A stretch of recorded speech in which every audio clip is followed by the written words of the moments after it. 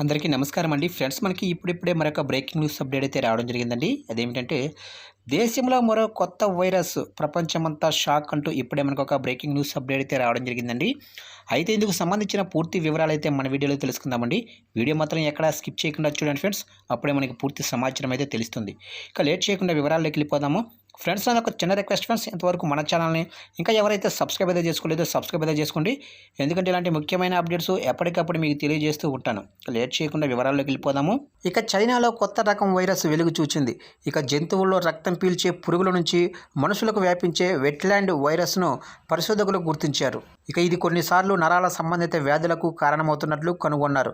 చైనాలోనే జింజివో నగరంలో 61 ఏళ్ల వృద్ధుడిలో 2019లోనే తొలుత ఈ వైరస్ను గుర్తించారు.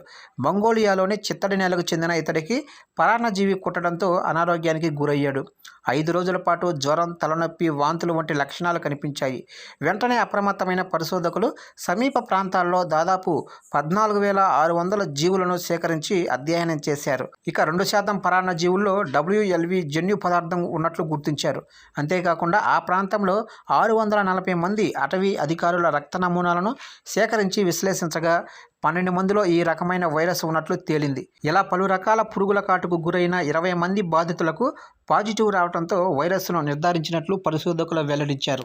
ఇక చికిత్స తర్వాత రోగులందరూ కోలుకున్నప్పటికీ ఈ వైరస్ వల్ల నాడీకరణ వ్యవస్థపై ప్రభావం చూపడంతో పాటు ప్రమాదకర ఇన్ఫెక్షన్కు కారణమవుతున్నట్లు ఎలుకల్లో జరిపిన ప్రయోగాల్లో తేలినట్లు చెప్పారు. ఇక ఈ వెట్లాండ్ వైరస్ కూడా మానవుల్లో తీవ్ర అనారోగ్యానికి కారణమయ్యే క్రిమియన్ కాంగో హెమరేజిక్ ఫీవర్ గ్రూప్నకు చెందినది. కొన్ని రకాల పరాన్నజీవుల వల్ల ఇది వ్యాపిస్తుంది. ఇక కొన్ని రకాల గుర్రాలు, పందులు, గొర్రెల్లోనూ ఈ WLV RNAను ఇదివరకే గుర్తించారు. జంతువుల్లోనే రక్తనాళాల్లో నిర్మాణాత్మక మార్పులు కలిగించి ప్రాణాంతక ఇన్ఫెక్షన్కు కారణమవుతున్నట్లు పరిశోధకులు కనుగొన్నారు. తాజా అధ్యయనానికి సంబంధించిన నివేదిక the New England Journal of మెడిసిన్లో ప్రచురితమైంది.